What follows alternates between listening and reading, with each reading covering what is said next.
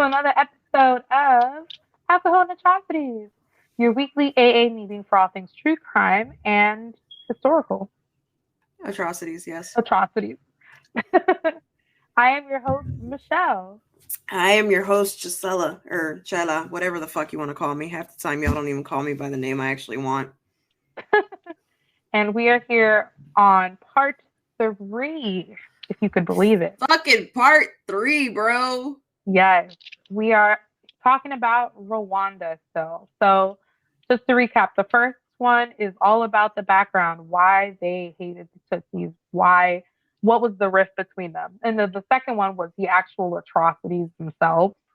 This third part is going to be the international affairs. So, what role France and US and other countries had to play in, or didn't play in, the actual genocide.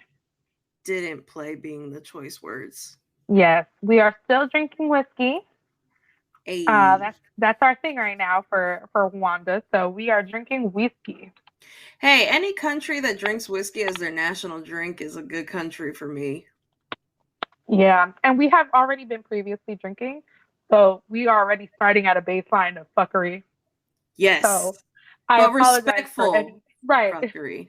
I definitely apologize for any mispronunciations because my tongue is getting heavy. Heavy.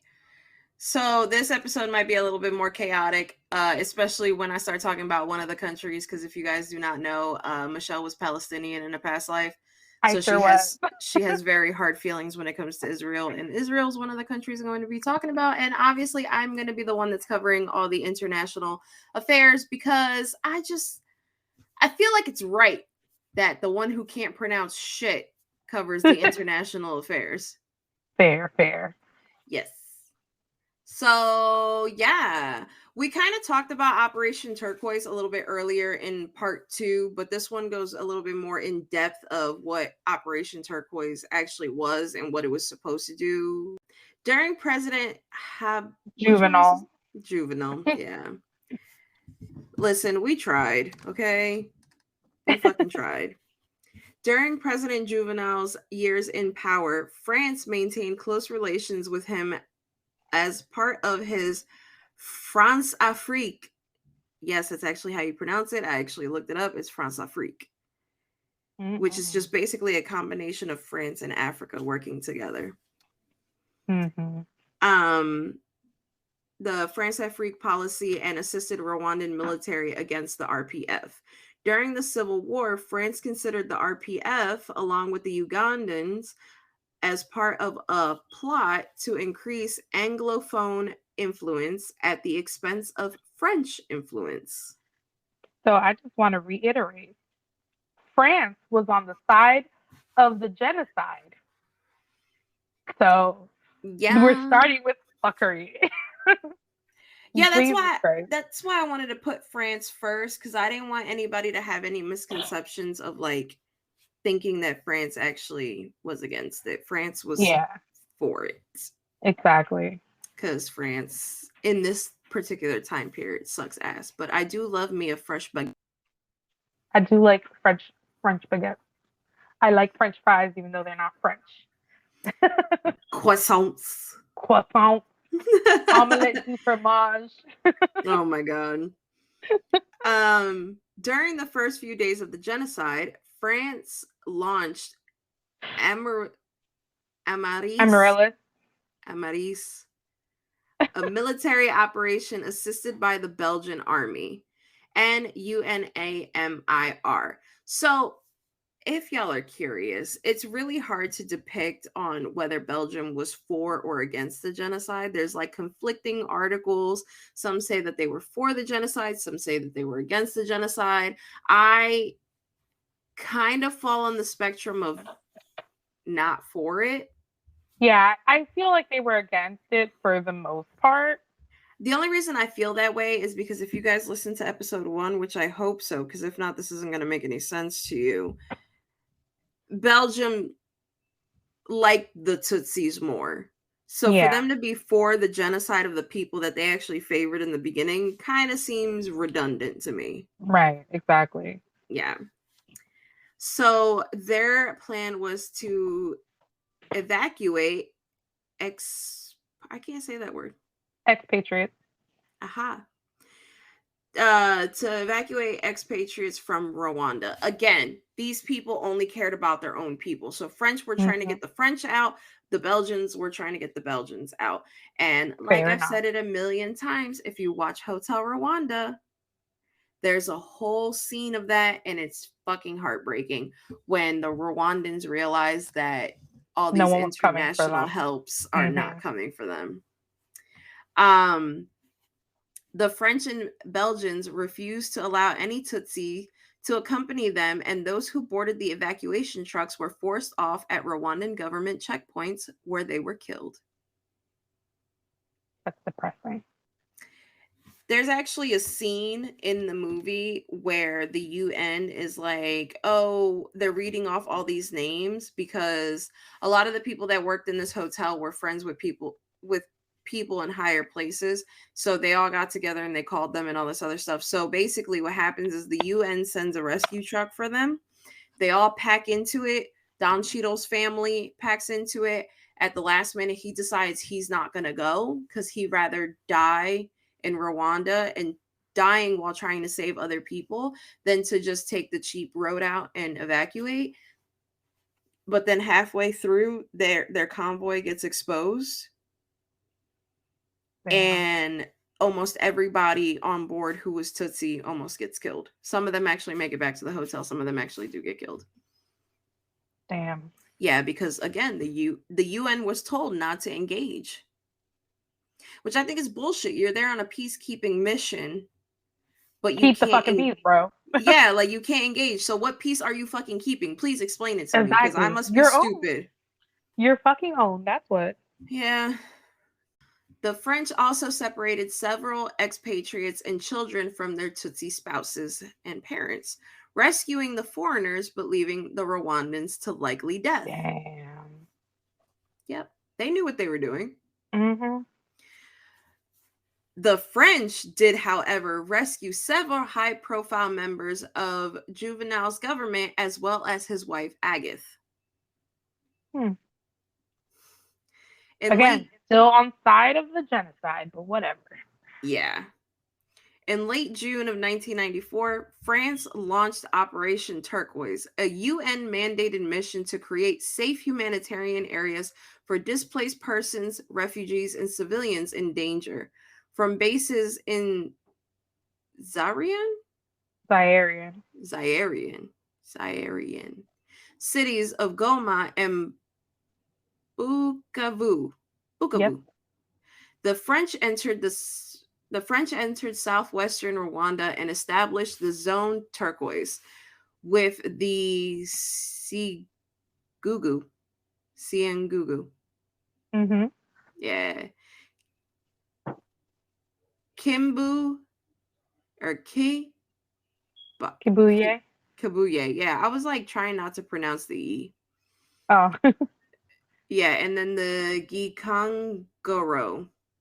Yes, look at you. Take a shot, bro. Fuck yeah. Triangle, an area occupying approximately a fifth of Rwandan Radio France International estimates that Turquoise saved around 15,000 lives. Yay! Mm-hmm. But with the genocide coming to an end and the RPF's ascendancy, my tongue is so heavy right now. Yeah, exactly. Ascendancy. You're right. Yeah, ascendancy. Many Rwandans interpreted Turquoise as a mission to protect Hutu from the RPF, including some who participated in the genocide. Not surprised. Right? The French remained hostile to the RPF, and their presence temporarily stalled the FPR's advances. Mm-mm. Bullshit. A number of inquiries have been held into French involvement in Rwanda, including the 1998 French Preliminary Commission on Rwanda, which accused France of errors of judgment, including, quote, military cooperation against a background of ethnic tensions, massacres, and violence, end quote. Yikes. Yeah. But did not accuse France of direct responsibility for the genocide itself. That's bullshit. They needed to be helping out a little, but whatever. Yeah, right. Potato, potato, I guess. Yeah. A 2008 report by the Rwandan government-sponsored Musayo Commission accused the French government of knowing of the preparations for the genocide and helping to train Hutu militia members. In 2019, President Macron, Mm-hmm. yeah, Macron. Macron, decided to reopen the issue of French involvement in the genocide by commissioning a new team to sort through the state archives. Goddamn. So as you can see, even within the past 4 years, they're still trying to figure out exactly who was for or against Rwanda's genocide. In April of 2021, the Rwandan government announced the study they had commissioned alleged France did, quote, nothing to prevent what they deemed foreseeable, being the April and May 1994 massacres in the genocide. I agree with that. They absolutely did nothing. If anything, they exacerbated the fucking situation by being hostile towards the RPF. Exactly.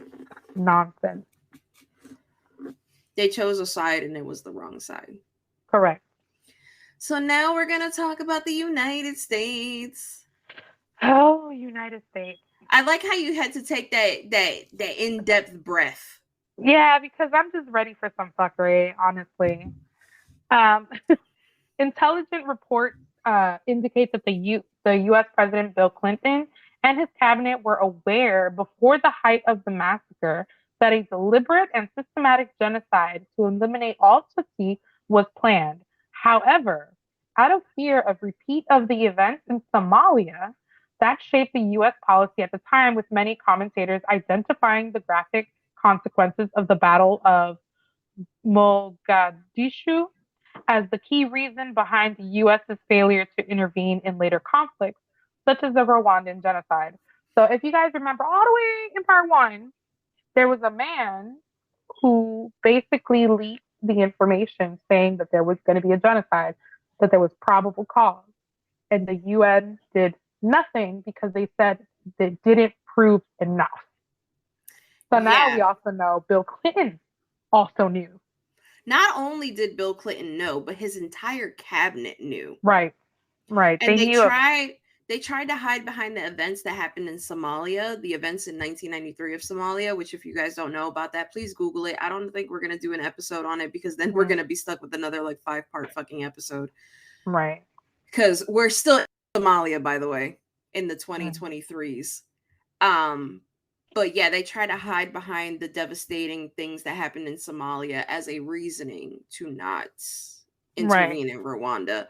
When if America would have just assumed the position of being the principal in the high school of the battling countries, this shit could have been stopped a lot longer, because this is back when America had the reputation of meaning something. We don't mean shit now. Sorry. Not sorry. We really don't. After the battle, the bodies of several U.S. casualties of the conflict were dragged through the streets by crowds of local civilians and members of Aidid Somali National Alliance. So they didn't want a repeat of that. I get it, but also no. Yeah, when you read about Somalia and you read about the 10 people that were dragged through the streets, because if I'm not mistaken, it was only 10 American soldiers that were dragged through the streets.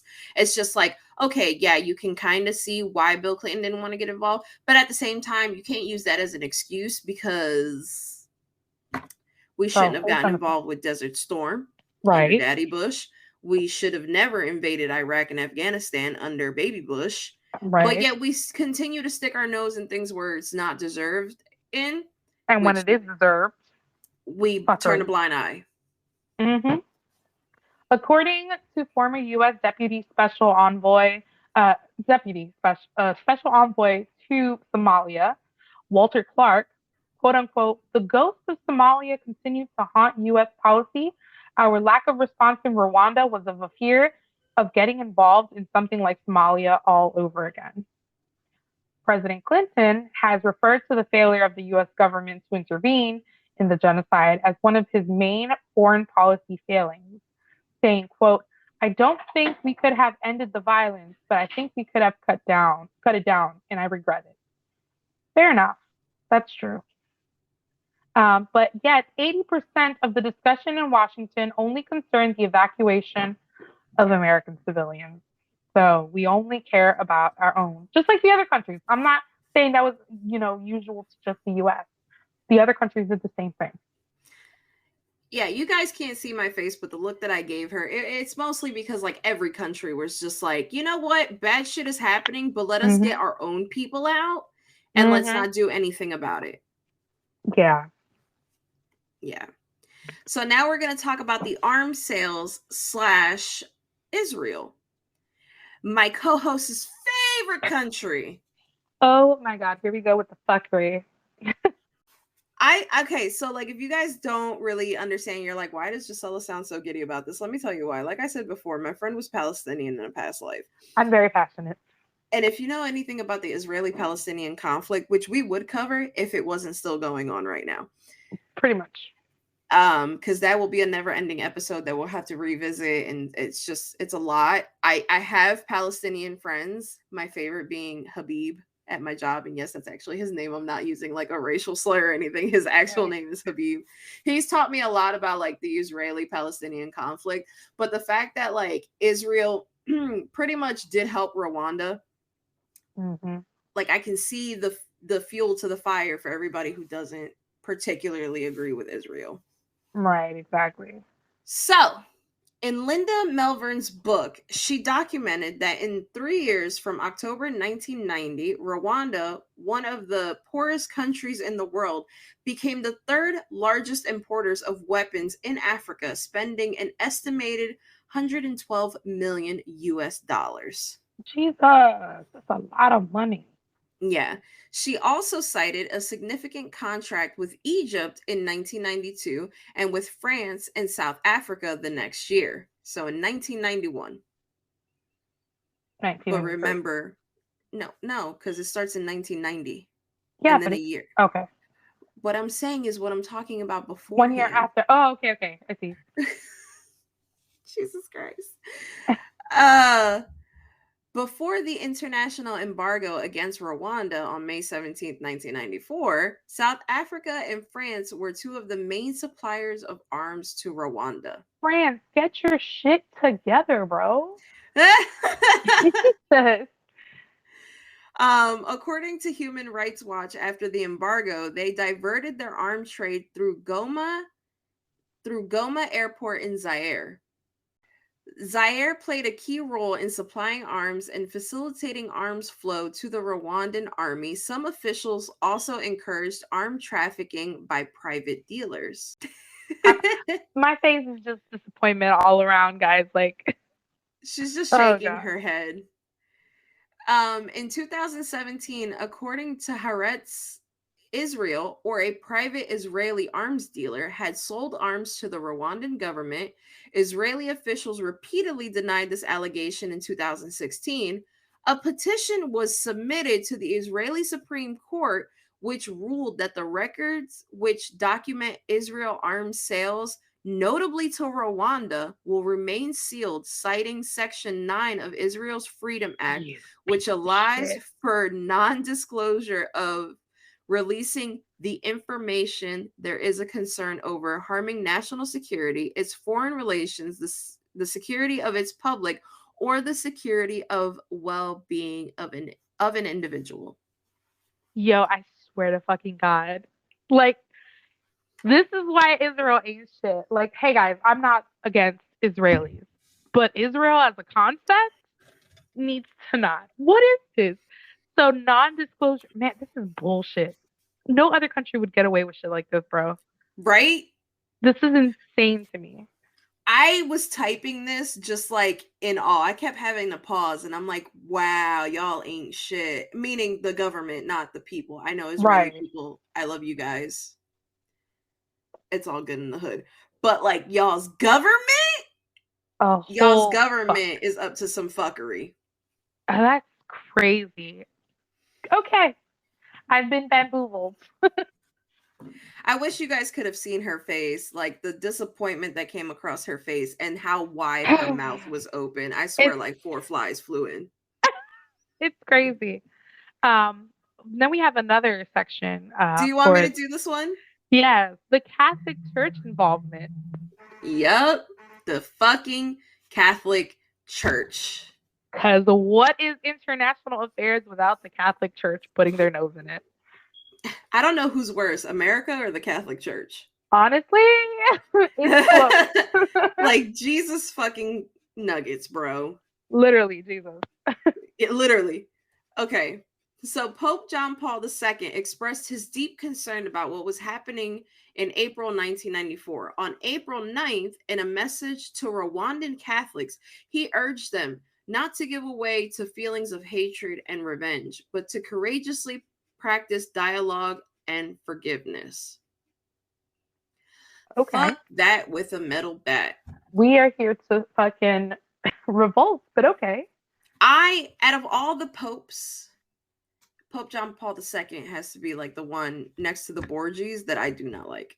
A lot of his stances on things, he like would support shit on one end, but then double back when he would start getting negative press.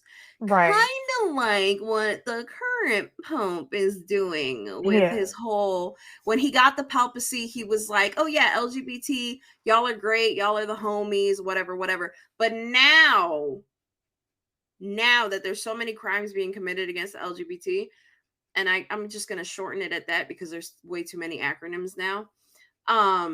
Now he's kind of like doubled back on it and not outrightly said like these are bad people, but has kind of like insinuated. Yep, pretty much. Yeah. The Catholic Church affirms that genocide took place, but states that those who took part in it did so without the permission of the Catholic Church. I'm sorry, I didn't know I needed the Catholic Church's permission to like start a fucking genocide. Right. Okay. Though religious factors were not prominent in its 1999 report, Human Rights Watch faulted a number of religious authorities in Rwanda, including Catholics and Anglicans, and other Protestant denominations for failing to condemn the genocide, though that accusation was lied over. Of course they did. They were just like, we're going to blame you for now. Once the heat is down, it is what it is. Right. Some in the Catholic Church's religious hierarchy have been tried and convicted for their participation in the genocide by the International Criminal Tribunal for Rwanda. So don't think that these people got off scot-free just because they were a part of the Catholic Church. Right. Nay, nay. And the infamous words of Bailey Sarian, nay, nay. Bishop Misago was accused of corruption and complicity in the genocide, but he was cleared of all charges in 2000. Many other Catholic and clergy, however, gave their lives to protect Tutsis from being killed. Aww. Yep. That's nice. Right? Some clergy participated in the massacres. Of course. Oh, girl, wait until I say the story. The story's bad. Mm-hmm. And I shortened it because it was worse. Right. Catholic nuns Maria Casisto, and Gertrude were convicted in 2001 of involvement in the murders of 500 to 700 Tutsis who had sought refugees at their own convent in Soyu. 2 nuns? Yep. 2 nuns and more than half of a thousand, bro. Witnesses testified that they had directed a death squad to the victims' hiding place and had given them petrol, which to burn down the building. Fucking nuns, bro. Well, nuns are fucking ruthless. Clearly. Yeah. In 2006, Father Anath was sentenced to 15 years imprisonment. Later, it was increased to life by the International Criminal Tribunal for Rwanda for his role in the massacre of 2,000 Tutsis. Good. So far, we have about 2,700 Tutsis that got killed at the hands of Catholic people. Exactly. So think about that the next time a Catholic 27. person tells you that they don't fight. 27 and out of a total of 3 freaking people. 27,000. Yep.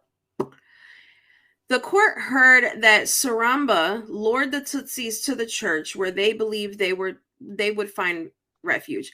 If you are curious. That's so sad. So wait, if you're curious, before I go on with the rest of the story, whenever the Catholic Church is involved in anything, like there's what I mean by that is like there's a Catholic Church in a city of disarray. You're supposed to, within Catholic law, be able to find refugee in that church, meaning that with these Tutsis, they should have been able to run to this church and know that they would have stayed alive for as long as they were in that church. Mm-hmm. It's religious sanction. Yeah. You see it in the Hunchback of Notre Dame as well, too. You're supposed to find religious sanctuary, and that's when nobody can touch you because you are within a church. That's so bad to think that you're like, I made it, I'm safe, and they were just like, no, fuck you. Yeah, a big fuck you. When they arrived, he ordered that bulldozers should be used to crush the refugees who were hiding inside the church. And if any... That caught me off guard. That's so fucked up. And if any of them were still alive, he gave the Hutu militia power to kill them all. Jesus Christ. Yep. Wow. How do you sleep at night as a religious, quote unquote, religious figure? Well, now he ain't sleeping at all because he's in jail. For life, man. Yeah. As should. On March 2017, Pope Francis acknowledged that while some Catholic nuns and priests in the country were killed during the genocide, others were complicit in it and took part in preparing and executing the genocide. You know what pisses me off about that? Mm-hmm. Is that it took Pope Francis. And if you guys don't know, Pope Francis is the Pope that the Roman Catholic Church currently has. Mm-hmm. Pope John Paul II never came out and said any shit like that. Nope. It had to take all the way into the 2010s for Pope Francis to say something about it. Like, get the fuck out of here, bro. That shit is crazy to me. I know, I was like, okay, we're getting into the fuckery, but goddamn, like the fuckery is fuckering. Yeah, crazy. The fuckery is absolutely fuckering because, like, between the United States, France, Israel, you know, the only one that actually took any ownership over what they did had to be the Catholic Church. But like I said, it was a little too fucking late. It was all the way in 2017. Right, exactly. It's crazy to me, honestly. Mm-hmm. The national involvement or the international involvement, if you want to call it that, because did nobody help Rwanda at all. I just wanted to talk about the 10 stages of genocide, because there's actually 10 stages to genocide itself. And it was Gregory A. Stanton, the president of the Genocide Watch, that developed the 10 stages of genocide, which explains each different stage that leads up to a genocide, and then thereafter what they do, like the last step, which is denial. Spoiler alert. Yeah. I think it's important to note because all genocides have done these steps, and these are the things that you should be aware of in your own countries. Yeah, because cough, America.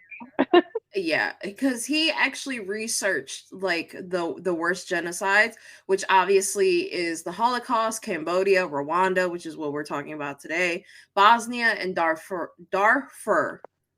Mm-hmm. Darfur. So it starts off with classification.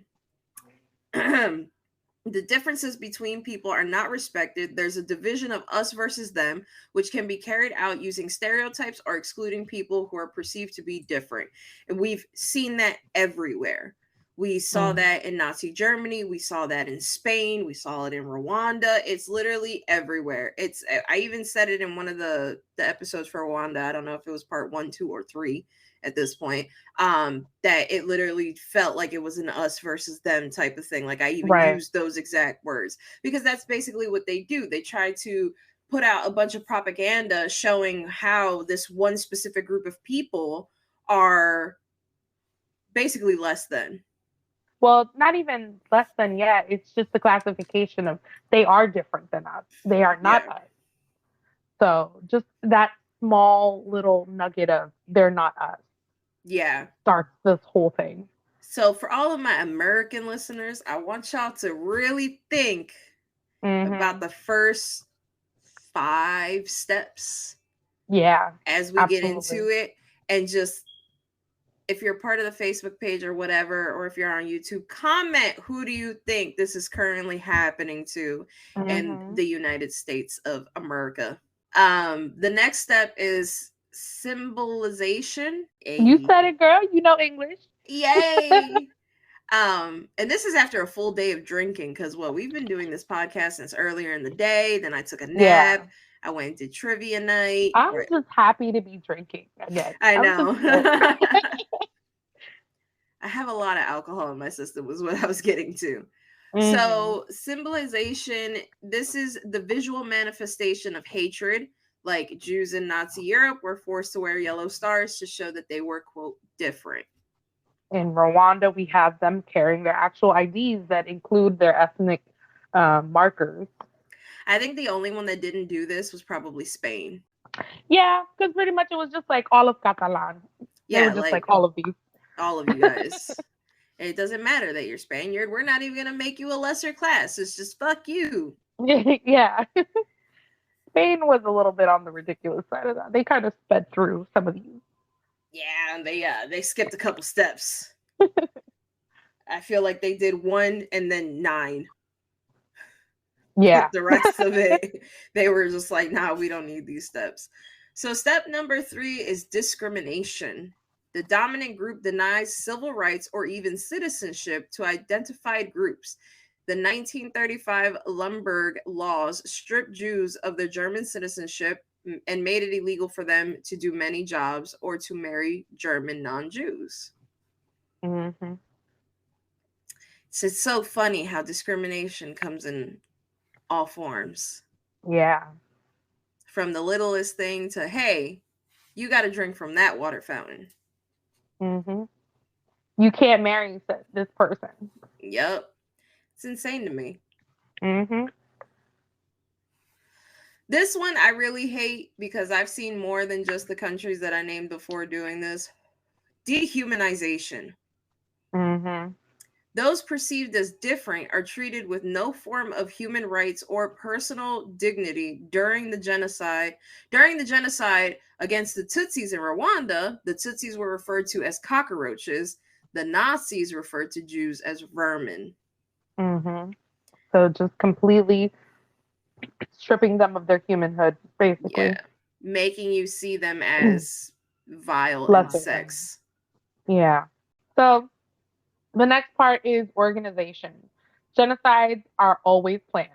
And this is what I was going back to. I don't care what anybody in Rwanda got to say. That shit was planned. Oh, absolutely. Regimes of hatred often train those who go on to carry out the destruction of the people, which we saw in those 2 youth groups that they armed them, they trained them, they kind of kept them as like right-hand men. So, and they always go after the youth.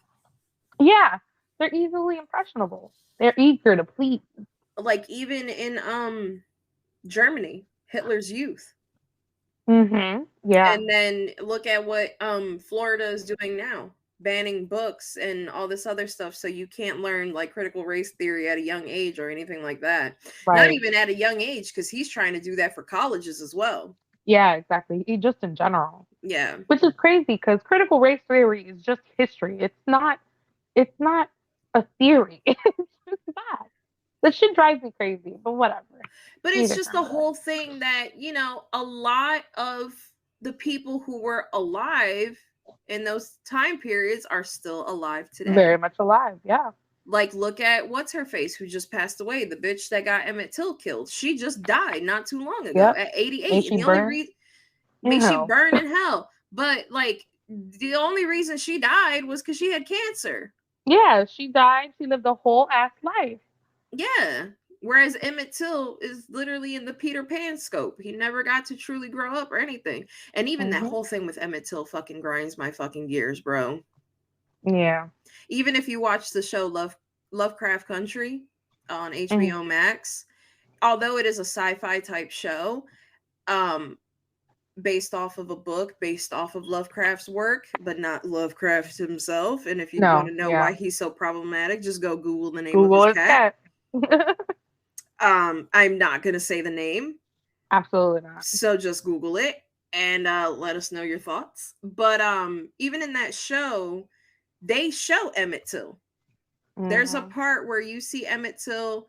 You don't really know it's him unless you know the story of Emmett Till. But there's this little black boy who's from Chicago. He's going to meet his family in Mississippi or go spend the summertime with his family in Mississippi. And like his parents are trying to fair warn him, like, hey, you can't do a lot of the things that you would do up here down there. And then it shows what happened. Not like how he died, but it shows like the whole whistling at a white woman when he never actually did that. Exactly. Bullshit. Next part is number 6 is polarization. Propaganda begins to be spread by hate groups. The Nazis used the newspaper Der Stürmer to spread and incite messages of hate towards Jewish people. As we saw in Rwanda, that was more radio stations really kind of were all over the country, as opposed to newspapers that you can only get in cities, apparently. Yeah, and like we said in the Rwanda episode when we did talk about Radio Rwanda, they chose the radio specifically because they knew that rural, I can't say the word, areas had access to at least radio. Yeah. So they knew that they could penetrate through the airwaves. And then number 7 is preparation. So perpetrators planned the genocide. They often use euphemisms such as the Nazis' phrase of the final solution to cloak their intentions. They create fear of the victim group, building up armies and weapons, which we saw in when we talked about Rwanda, of course, that they were giving machetes, and then machetes turned to anything that could be sharp, which then turned to AK-47. Right. And what was it? What was the name? Zero Network or something like that? Yeah. The goal, yeah, for, zero Tutsis in Rwanda. So not great. So then we get to number 8, which is persecution. Victims are identified because of their ethnicity or religion, and death lists are drawn up. People are sometimes segregated into ghettos, deported, or starved, and property is often expropriated. And then genocidal massacres begin. Mm-hmm. You don't see that too much. Like the deported, the starved, or the property, or no, not the property. Yeah, because they killed them on the spot. Like they had those whatchamacallit, those stop points. Yeah, the checkpoints. Checkpoints. There we go. Yeah. So they were killing them on the spot, as opposed to Nazi Germany. They had the ghettos set up and whatnot. But definitely the property stuff. They encourage neighbors to go out and steal from each other, from their deceased neighbors. Yeah, but that's subtly when the massacres start to begin. Mm-hmm, mm-hmm. And then that takes us into number 9, which is extermination. The hate groups murder their identified victims in a deliberate and systematic campaign of violence. Millions of lives have been destroyed or changed beyond recognition through the genocide. We saw that in Spain. We saw that in Rwanda. We saw that in Germany, Nazi Germany. Not even Nazi Germany, but Italy and Russia as well. They were doing it. Mm-hmm. Yeah. And then, America never entered the realm of extermination, but they did have the concentration camps and stuff like that when it came to the Japanese people that were living here during the whole thing there's been many times where the U.S. has petered that line of we're hitting the checklist, but they don't hit all of it. Like it happened with the Chinese during the Spanish flu. It happened with the Japanese, like you said, the internment camps and whatnot. There's been so many times where as a country we've gotten really fucking close. And now we're closer than ever. Yeah, I feel it. I see it. There's a disturbance in the force. There really is. So then the final step is denial. This is when the perpetrators or later generations deny the existence of any crime, which, if you have been paying attention to anything that is relevant on media, social media mostly, you will see a lot of people are trying to deny that the Holocaust even happened. Yeah. When Then you it's, have one of the biggest ones, the Armenian genocide. yeah, They're like, what are you talking about? That what never happened. Armenians, yeah, what Armenian genocide? What? I We love don't it how know. they're just like, that never happened, but also they deserved it. Wait, which one is it? Did they Yeah. deserve it or did it not happen? And it's just, it's really, it's really crazy, like when you think about it, that there's 10 steps to genocide. Hmm. So But many times that it could be stopped or looked at critically, and they don't encourage the thinking. Cough, cough. They don't want you to think critically. There's no nuance. They only want you to believe what their slogan. what the masses believe. Exactly. And all it takes is one fucking person. Hmm. In the state of Florida, it's Ron DeSantis. Yeah, absolutely. In the state of Texas, it's Greg Abbott. Because look at how the governor of Texas referred to the 5 people who were massacred in their house. He called them 5 illegal immigrants. There was no need for that. Terrible. Unnecessary. You could have said the They were family of victims. 5, the Exactly. victims. But no, you chose to specifically label them as immigrants, illegal immigrants at that, when it's Hmm. already been proven that none of them were illegal. Exactly. So, yeah, That's I depressing. mean, when you look at all of this, like when you look at the 10 steps and then you look at American history, you can see it when they did it to Black people. You can see it when they did it to Indian people. You know, about the only ones that didn't get it that harshly, but we got other stuff, was Hispanic people. Yeah. But then if you go into Hispanic countries, you can see where their genocide started and you can see exactly where on this list they fall. Oh, absolutely. Because it's one thing after another there, and like you said, there's so many times where somebody could have stopped it but nobody did. Yep. They could have stopped Rwanda so many times. Absolutely. Absolutely. I mean, I still am blown by the fact that there was a fax sent out. It was snitched on. They were like, it's gonna happen. Right. And they were just like, not really. We're not entirely sure that's what's gonna happen. Exactly. But and then what ended up happening, millions of people lost their lives. Hmm.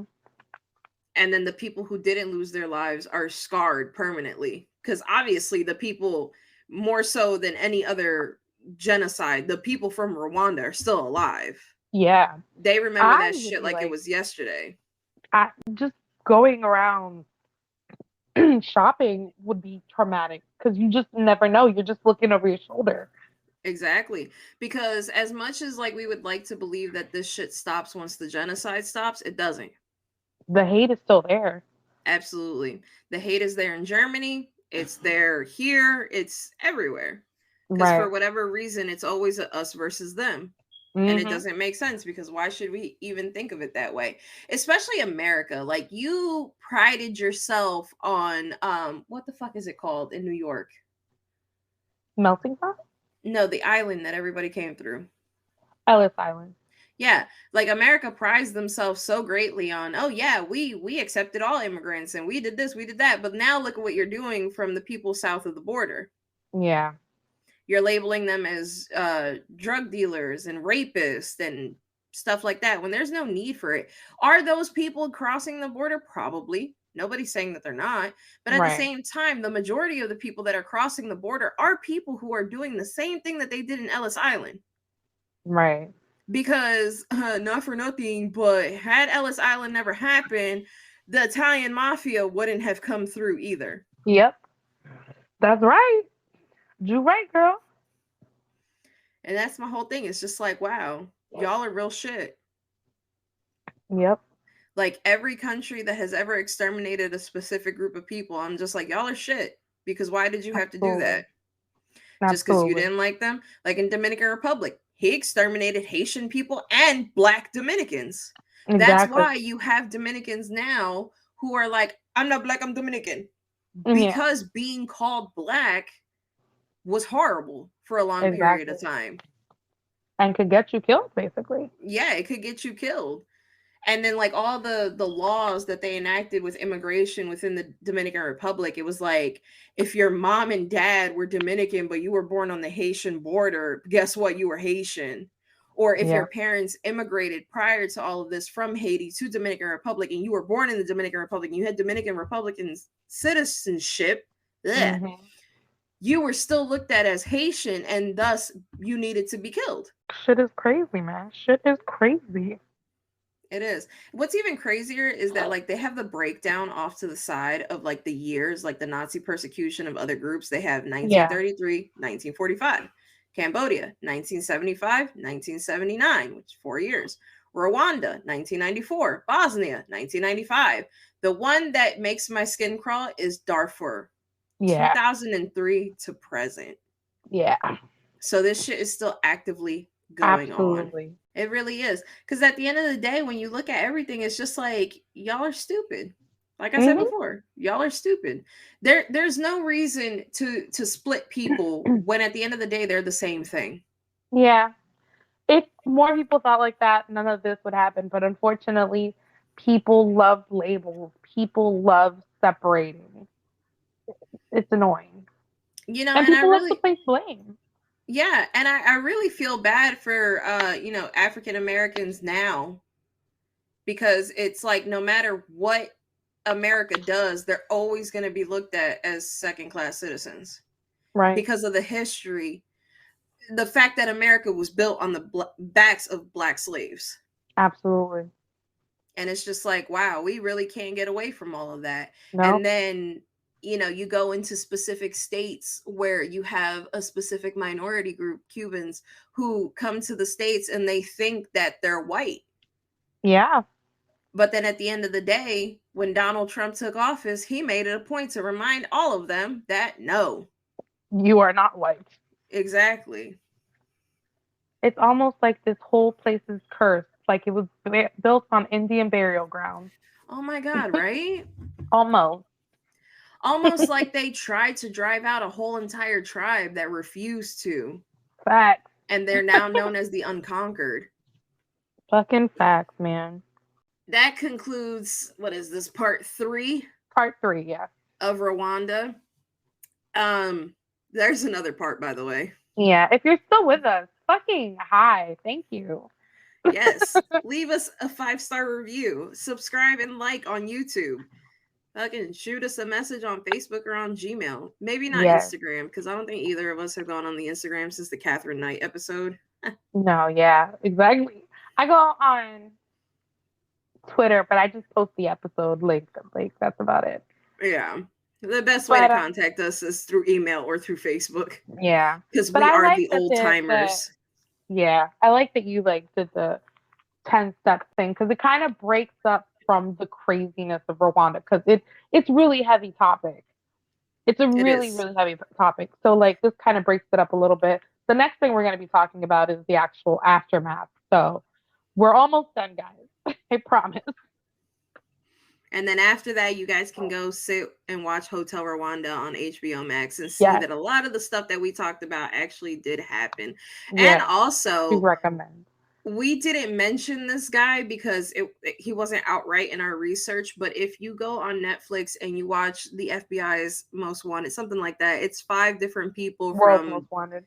Yeah, 5 different people from different sections of the world, and episode 2 is actually about someone from Rwanda who actually owned the airways and was crucial in the Tutsis being killed. Yeah. And he fled for a very long time. And then they finally caught up with him. Yeah, besides you guys just joining us in our little conversations, I hope that we inspire y'all to dig deeper in your own time. Because that's the fun part, is the research. And I mean fun the most, respectful way possible. Like falling down the rabbit hole at 4:00 in the morning when you know you should be sleeping because you have to put your kids on the bus. Right, exactly. I hope you think of us at those late nights that you can't sleep. Yeah. because the shit's interesting, and there's so many more countries we could get into. We're probably going to take a break from genocides in the meantime, because we did give you 2 very heavy genocide countries, one being Spain and then this one being Rwanda. And like I said before in one of the other episodes, we really battled with if we wanted to cover Rwanda. To do that, yeah. So just being as though the fact that a lot of our day one listeners know that we do make a lot of inappropriate jokes, and like, you know, when the alcohol hits, it sounds like we're making fun of people, but we're not, especially not with Rwanda. What happened in Rwanda was tragic. The fact that everybody in the world basically turned their backs on Rwanda is also horrible. The baffling part. It's more of us being baffled than anything. Yeah. Just how does it get this far? Because it's so silly individually, these little things. But all of these things lead up to a genocide. A massive genocide. Mm-hmm. So we're probably going to take a break. We'll probably do a war criminal specifically. Mm-hmm. But as always, let us know what you want to hear about, whether it's serial killers, cults, genocides. We're here for all of it. Eventually, to the other viewers that we have, or the other listeners, I should say, that we have that are just like, when are you guys going to get back into doing serial killers? Patience, my dear child. Patience. We'll go get there. We just got some history we want to cover. Exactly. So, yeah, as always, thanks to my friend Marvin for the intro and the outro beat in the beginning and the end of the episodes. You can follow him at Beats from Mars on TikTok and on Instagram. It has the same name on both. Shout out to my friend Emily, who came through and actually is giving Michelle a microphone. Thank you. You guys won't have to hear this nonsense anymore. Yes, and now that she has a microphone, we have some things in the works. We do. And also, July 3rd is going to be our 1-year anniversary of having this podcast. I know. Which we are thinking about revisiting our first episode, given as though Candy Montgomery is now back in the public eye. Mm-hmm. So we might do that. You might be seeing us more often. Hint, hint, nudge, nudge. But as always, guys, we get motivated by like the simplest things. Trust us. Oh, absolutely. Even if it's just to be like, hey. Yeah, like, hey, we don't like this about your podcast. And we're going to be like, okay, well, then don't listen to us. We can tweak it. And then we'll try it for like a little bit in the shower, you know. Yeah, you know, just depressed, listening to fucking, I don't know, The Weeknd crying our eyeballs out. But as always, keep your assholes tight. We're going to try to be more relevant. We're going to try to be every week or every other week. So just hang on with us. We're 2 mentally ill beings who bit off way more than we could chew. Yes. Thank you for sticking this far with us. Yes. Bye. Bye.